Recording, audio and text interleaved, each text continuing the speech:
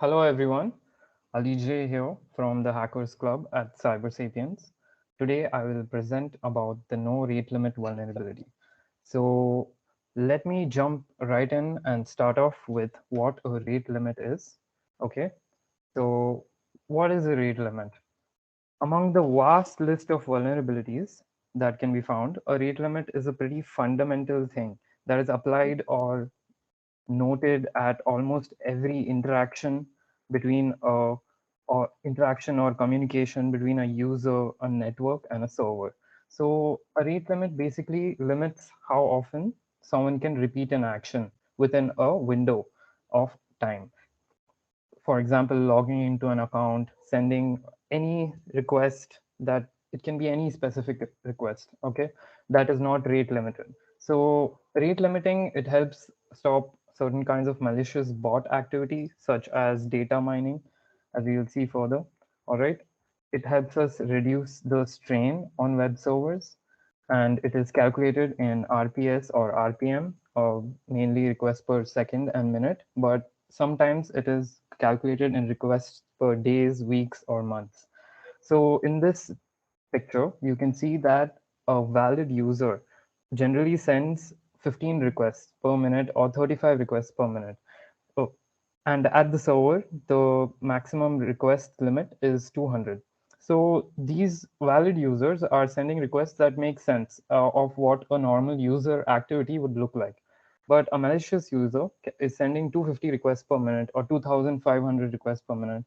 You can see that 250 requests per minute could be an example of someone, trying to mine or extract data by sending requests, and 2,500 requests could mean a DDoS attack. All right. So what happens when a rate limit is triggered? When a rate limit is triggered, you are met with the 429 error, which is followed by the CAPTCHA verification. And depending on the rules set by the server, you could either get locked out of your account and your IP address can get blacklisted. So here you can see an error from Google that, you have been sending us too many requests. Please try again later. All right. So let us move on to types of rate limits. I will quickly move through it just to give you a basic introduction of how rate limits are set at the admin level. So the user rate limit is the first type. It is basically based on the user's IP address or the API key. Okay. Then the next is a geographic rate limit. So a geographic limit is based on geography. For example, users from a certain region can only send these many requests per minute. Okay, so there are various factors based on which this can be assigned. Then there is a server rate limit, which is the most commonly applied rate limit. So this is used for limiting the traffic on the servers. So now let us quickly go through some algorithms that are used in rate limiting. Okay, this is a fixed window rate limiting. So this is basically a window, meaning a time frame. So this means that in a fixed window of time, only these many users can make requests and these many requests, or else the requests are dropped, the packets are dropped. Then the next is leaky bucket rate limiting and token bucket rate limiting.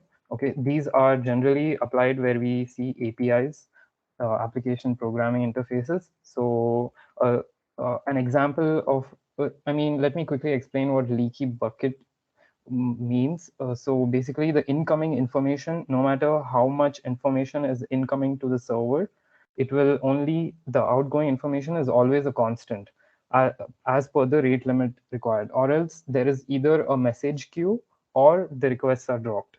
Okay, so all the incoming requests will reach the server and be assigned in the queue, and only these many requests per minute will exit the server. Okay, then there is sliding window rate limiting. So sliding window rate limit basically means there are, for example, there are two windows. Okay, uh, over here we see that there is a 1 hour window, okay, with 100 requests per hour.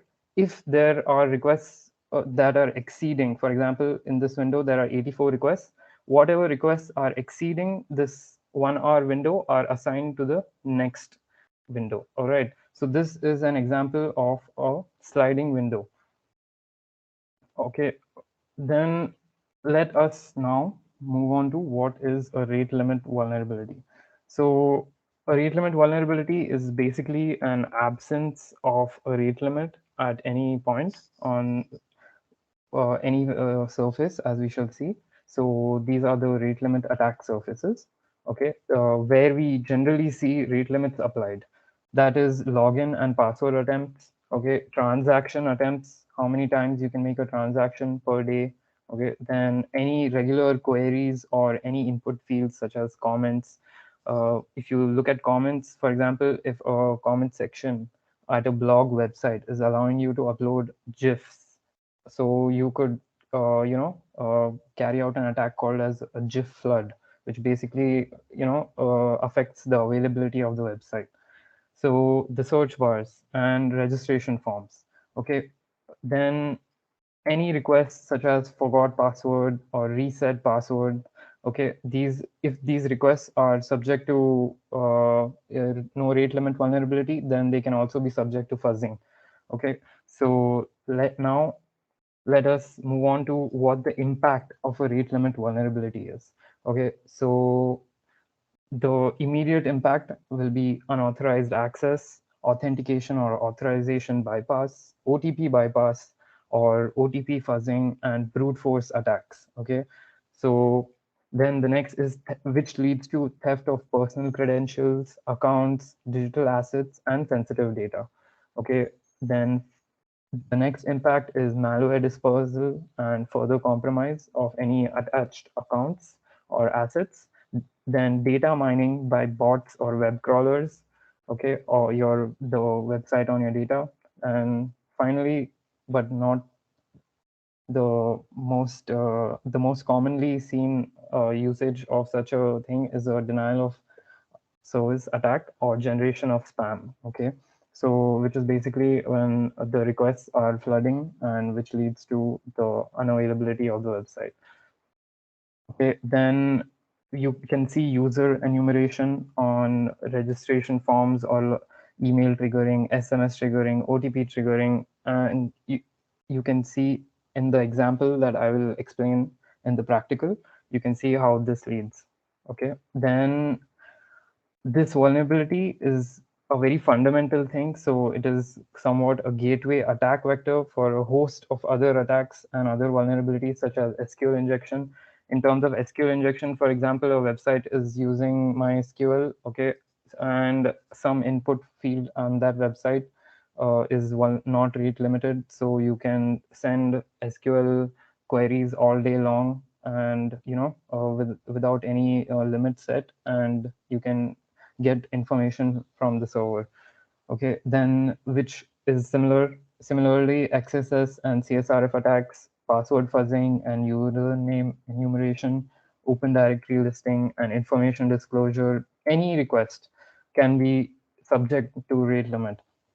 Okay, then 2FA login bypass using OTP fuzzing. So even though there is a two-factor authentication, which includes username and password as well as an OTP, it can be bypassed if the OTP request is not subject to rate limiting.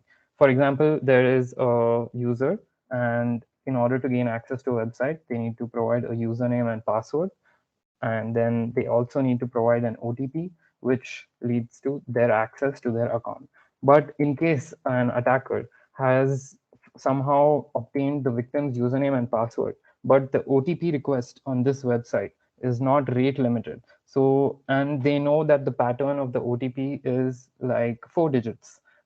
So they can simply do a brute force attack if the OTP is not request is not rate limited, and they can fuzz it and gain access. So this is how it can lead to other vulnerabilities. Okay, then we will look at some mitigation measures, how to prevent this vulnerability.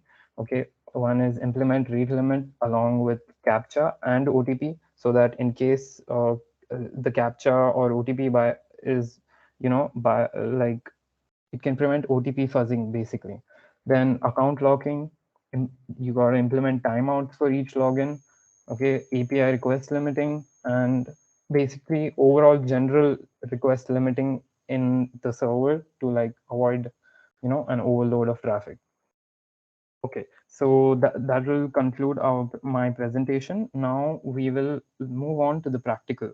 Okay, so in the practical, I will simply demonstrate, the application of such a vulnerability by executing a simple brute force attack on a website that has no rate limiting. Okay, so okay, let us move on to, yeah. So this is the website. Okay, now we want to see if the sign in is not rate limited, which basically means the number of attempts that you can do at this in a very short time is not rate limited. Now, if you, for example, you know that the username of a user is John Smith, okay, J Smith. So if we have access to this username, we can check it out. Let's just check it out. Okay, let's enter a random password. Let's log in. Okay, so this it said login failed. We are sorry, but this username or password was not found on our system. So they have included username or password because they do not want it to lead to username enumeration, which means they get to know that the username exists. Now they only need to crack the password. So okay, so we can see that if I enter JSmith again a few times, okay, with random passwords, all right. So, okay, this is not logging in, but it is also not blocking me or giving me any message like you have 2 attempts remaining, you have 3 attempts remaining. Okay, so let us try to fuzz the password for JSmith. Okay, now let us open Burp Suite. Okay, we have opened Burp Suite and we have configured it to receive the proxy.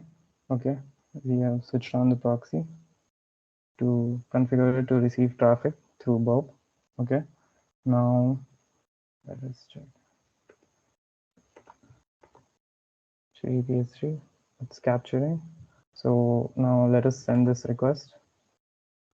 Okay, random password.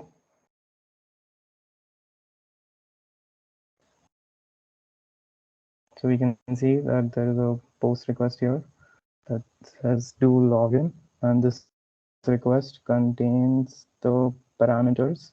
Okay, the username ID JSmith and the random password that we entered. So if this request is not rate limited, we will send it to intruder. Okay, we are at intruder, and we will clear this and use the password field, okay, as the attack surface. So we will add this, and then we will go to payloads tab. We can use any simple word list from the payloads tab.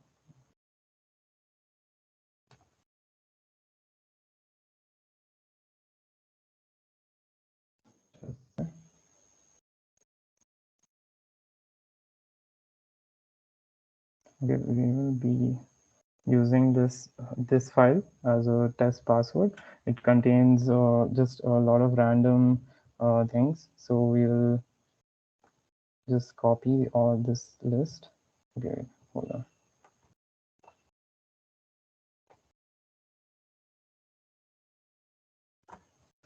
Okay, we will copy this list and go to burp intruder and insert a simple list, paste. Okay, so then we can start the attack. Now, here the username is admin, and it has started the attack to see all of this, to check for any passwords that might be in the word list. Okay, so okay, the attack is completed. Let us look for a response that indicates something is different. Okay, there is a 368 response on demo 1234. So this indicates that we have received a response from the server. If we analyze the response, it is assigning the cookie for the session. Okay, so which basically means that if you show the response in the browser,